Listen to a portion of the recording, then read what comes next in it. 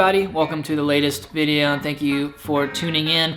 Today I want to share with you guys some different techniques for improving your bending skills. Everybody wants to bend, but nobody really wants to do the work of it.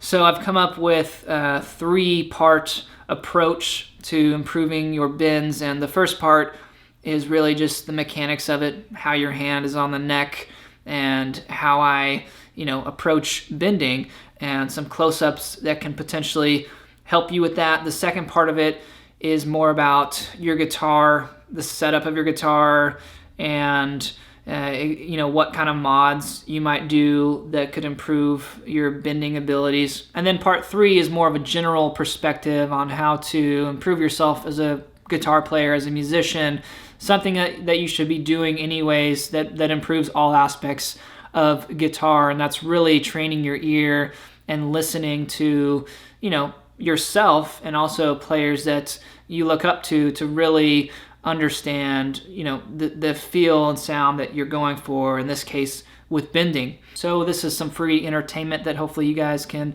enjoy and gain something from. If you do, please give me a like, comment, subscribe, any of that good stuff, and let's go ahead and get into it.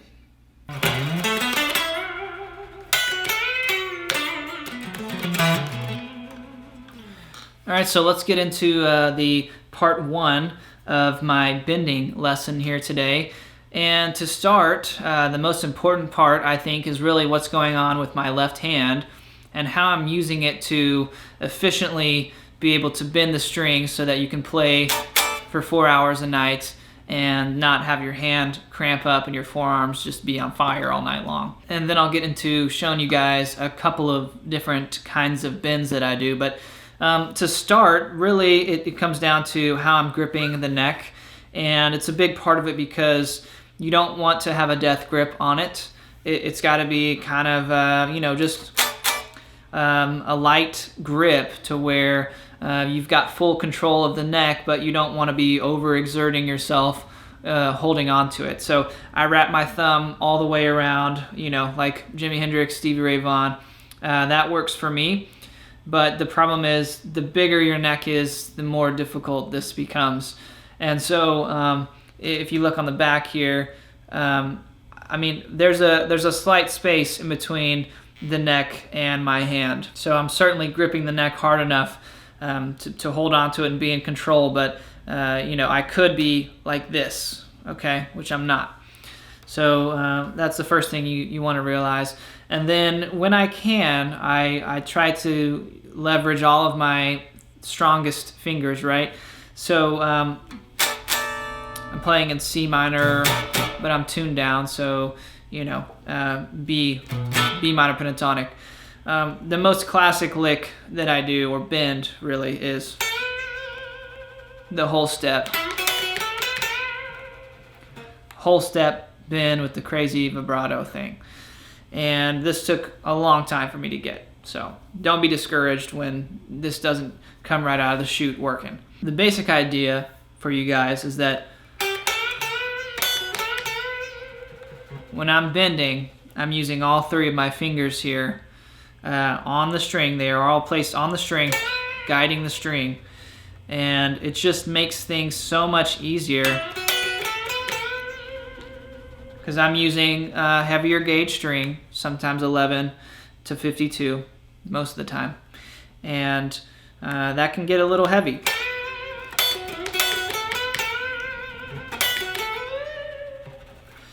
So bending that whole step, which is from this A sharp, if you're in standard,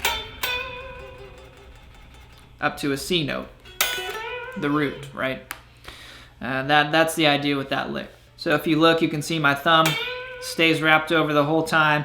Kind of moves a little bit to make way for my fingers coming in, but it's still placed on the neck to just kind of stabilize everything there. So it remains there. Then sometimes I will move up to the root and do another bend. This might be sometimes going up a whole step and a half, right? And you can only do this in certain areas. It doesn't sound good everywhere, but for me, to slide into it, I think it has a cool feel. Maybe it's a little over-exaggerated, but that's the idea with bending up on the root note about a step and a half maybe. Same thing, 3 fingers and the thumb still there. The other bend that I sometimes do is actually a downward bend. And for me, instead of bending up on the G string, I mean, sometimes I'll do that, but most of the time I can do it like that, just kind of pulling down on the string and letting the tension bring it back. For whatever reason, my middle finger doing that works the best. Sometimes you could do it, I mean, you could certainly do it with the 3, but for whatever reason, I can get it going better just like that.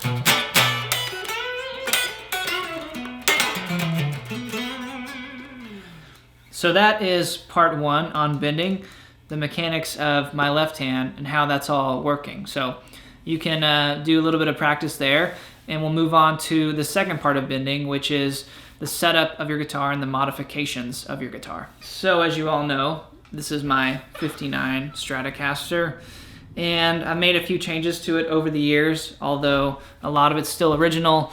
The pickups, electronics are original. There is a 5-way switch. I get the question all the time, what pickups do you use? These are original 59 pickups. But anyhow, the first thing I changed, other than the switch, was the frets on the neck. And that's probably the biggest part of this whole thing. I refretted this guitar myself with 6105 Just Scar frets. And what happens is, the taller the fret is, the more you're just playing on top of metal, right? And the lower the frets are, you end up playing kind of on the wood, and you feel a little bit of resistance when you're bending on wood. It's great for chords, you know, and it's a different tone, but if you're really going to play it heavy, like I try to do at least, you want to have a taller fret. That's why you'll see a lot of like shred guys, you know, they have like a scalloped fretboard, and again, it's you know, heightening the space in between where the string is making the contact and then the fretboard, so you're not feeling any wood at all when you're playing. And yeah, so these are 6105. I've used 6100 as well. They work great. I ended up doing 6105 because I just feel like at the, you know, higher up frets, 12th fret, 15th fret area,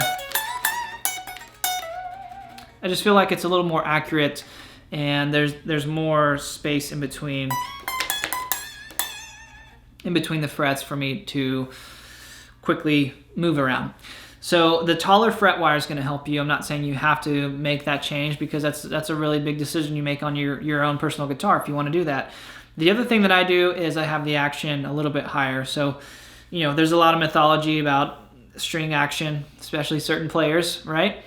And for me, I have it probably higher than most, but it's not crazy super high.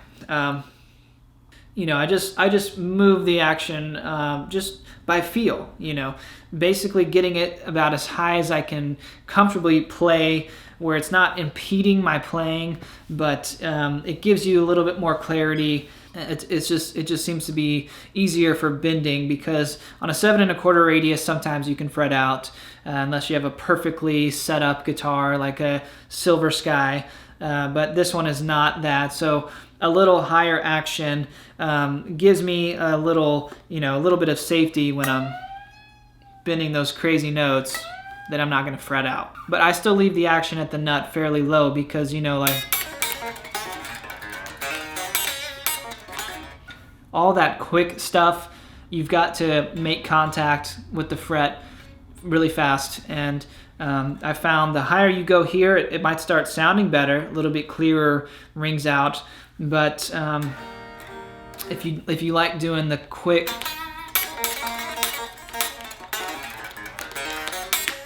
if you like doing the really quick open E runs, I need to have fairly regular action there. So that's not really the biggest concern for me. So part 3 today on this lesson video, guys, is really one of the most important things you can do to improve your playing as a musician, which is improving your ear. And so I thought early on I had it figured out, and I was bending right and it sounded right. And then I remember recording myself for the first time and going back and listening to it. I think I was maybe 16, 17 years old. And I was like, oh man, that is not right at all. That does not sound right. And the biggest thing that I've done to improve my playing is just literally listening to my own playing. Of course, listening to others, that's huge. But try listening to yourself. If you can get past the difficulty of that mentally, one thing these YouTube videos has helped me with over the past couple of years is actually, having to do multiple takes over and over again until I get the right sound or I get the right lick. And so otherwise I might not have done that. And then going back and listening to it, I can hear what I did wrong. And so if you're not listening to yourself play, then you're losing on a big opportunity to improve your playing, because you think you might hear it one way when you're playing it, but go back and listen to it. Go back and watch yourself do it on the fretboard, and you'll say, wow, that doesn't look how the legends are doing it. So you keep progressing and make yourself a YouTube channel and put out videos. Even if no one watches them, at least you'll be watching, and you'll need to improve when you see yourself and you don't feel right about it. So that has been the key for me, improving over the last couple years, improving in ways I never would have had I not created this channel. So that's tip number 3, part number 3 on getting your bending skills right. I really hope this video helped you guys. If it did, leave me a like, leave me a comment. If you want to subscribe, there's videos like this coming and going all the time. Final note, hope you guys stay safe. And if you're still watching at this point, I will give you a hint. I have done a lot of research on the Firebird, and I've got some cool stuff, mega cool stories coming on that guitar. So stay tuned for that if you care. Hope you guys stay safe out there. Peace.